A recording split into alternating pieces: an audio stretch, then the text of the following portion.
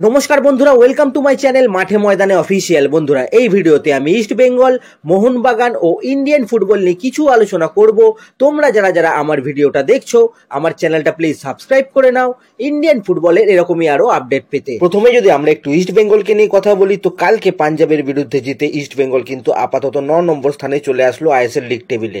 কালকে ইস্ট বেঙ্গল 3-1 গোলে জিতেছে, কিন্তু ওই এক গোলটা যদি না খেতো, 3-0 জিততো, তাহলে কিন্তু ইস্ট বেঙ্গল 8 নম্বর স্থানেও চলে আসতে পারতো এবং সেক্ষেত্রে কিন্তু চেন্নাইয়েরও আগে উঠে আসতো।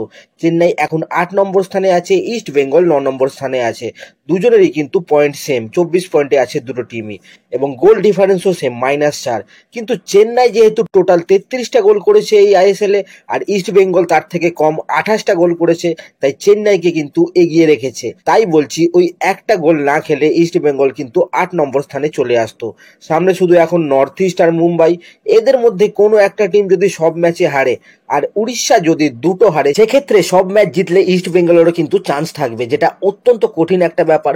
অতি বড় ইস্ট বেঙ্গল সমর্থকরা কিন্তু সেটা বিশ্বাস করছে না, কিন্তু ইস্ট বেঙ্গল যে ভালো খেলছে এটা কিন্তু সবার দেখে ভালো লাগছে। রাফায়েল মেসি বাউলি আসার পরে কিন্তু টিমে যে একটা ইম্প্যাক্ট এসেছে এটা মানতেই হবে। ইস্ট বেঙ্গল কিন্তু এখন অনেক বেশি বক্সে সুযোগ তৈরি করছে, যেটা কিন্তু কোচও বলেছে যে রাফায়েল মেসি বাউলির দক্ষতা শুধু গোল করা না, মেসি অন্যান্য ফুটবলারদের মধ্যে যে আত্মবিশ্বাস এনে দিচ্ছে, তার ফলে কিন্তু দল অনেক বেশি বক্সে ঢুকতে পারছে আর সুযোগ তৈরি করতে পারছে। ডিয়ামান্টাকোসও কালকে গোল পেয়েছে 9 ম্যাচ পরে। পাঞ্জাবের এগেনস্টে কালকে ডিমিকে কিন্তু মাঠে দেখে অত্যন্ত ভালো লাগছিল।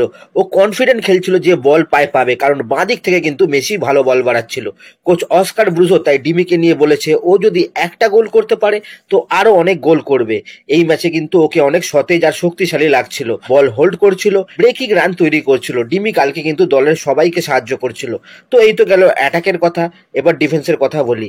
আনোয়ার নুঙ্গা কিন্তু যথেষ্ট নির্ভরতা দিয়েছে কালকে। লালচুং নুঙ্গা তো অসাধারণ ছিল কালকে। ম্যান অফ দ্য ম্যাচ অ্যাওয়ার্ডটা সেই জন্য নুঙ্গাই পেয়েছে। লেফট ব্যাক, সেন্টার ব্যাক, যেখানেই নুঙ্গাকে খেলানো হোক না কেন, নুঙ্গা কিন্তু অসাধারণ খেলেছে। অস্কার এসেই কিন্তু নুঙ্গাকে চেঞ্জ করে দিল পুরো। যাই হোক, এখন ইস্ট বেঙ্গলের আরো 3টে ম্যাচ বাকি। 3টে ম্যাচ জিতে অন্তত এএফসি চ্যালেঞ্জ লিগ আর সুপার কাপের জন্য মনোবলটা বাড়িয়ে নিক। তারপর আইএসএল এ কোয়ালিফাই করুক না করুক সেটা তো ভাগ্যের ব্যাপার, দেখা যাক এখন কি হয়। এরপর যদি আমরা একটু মোহনবাগানকে নিয়ে কথা বলি, তো আজকে ঐতিহাসিক দিন হতে চলেছে মোহনবাগানের জন্য। ঘরের মাঠে আজকে কিন্তু শিল্ড জয়ের একটা সুযোগ আছে।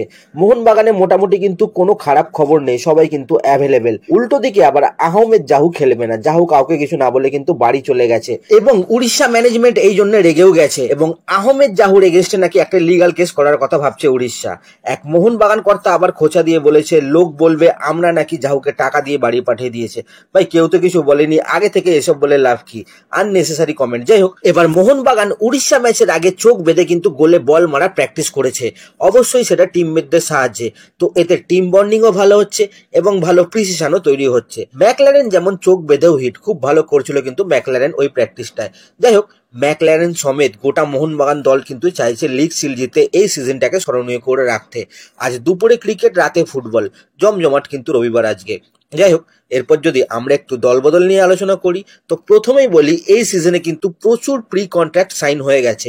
অনেক প্লেয়ার কিন্তু সাইন করে নিয়েছে অলরেডি, কিন্তু যেহেতু আইএসএল এ এখনো তারা অ্যাক্টিভ, তাই কিন্তু নাম প্রকাশ করতে চাইছে না কেউই। এই সিজন শেষ হলেই কিন্তু আপনারা জানতে পারবেন যে কোন দলে কোন প্লেয়ার প্রি কন্ট্রাক্ট সাইন করলো। ইস্ট বেঙ্গল যেমন এখন থেকেই মার্কেটে অ্যাক্টিভ হয়ে গেছে, ভারতীয় প্লেয়ারদের প্রি কন্ট্রাক্ট করানোর জন্য সেই হিসাবে কিন্তু তারা তৈরি, এবং কোচ অস্কারের জন্য তার পছন্দের ভারতীয় প্লেয়ারদের নামও চেয়েছে তারা, যাতে তারা সেই প্লেয়ারদের পেছনে যেতে পারে আগামী মরশুমের জন্য।